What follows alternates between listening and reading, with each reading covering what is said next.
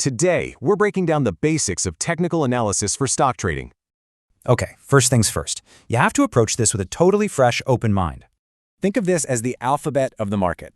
Each candlestick tells a story. So these four values, open, high, low, and close, are the absolute building blocks of analysis.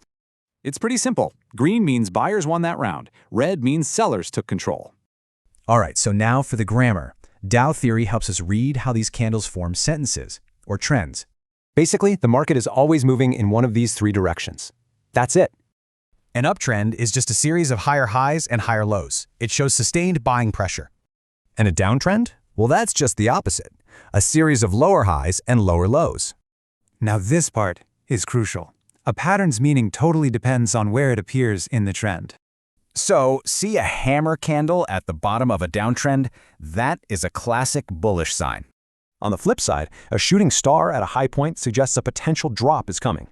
The engulfing pattern is another huge one. It signals a really dramatic shift in market power. So, how do you turn these signals into a real, actionable plan? Let's look at one way. The clothesline strategy gives us a very precise way to enter a trade, taking out the guesswork.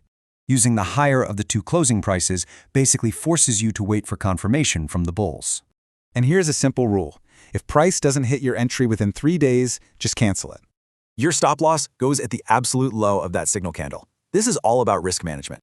This quote really just nails the danger of buying on hype instead of having a clear plan. See, this whole system isn't about predicting the future. It's about reading the story right now. And that's really the question, isn't it?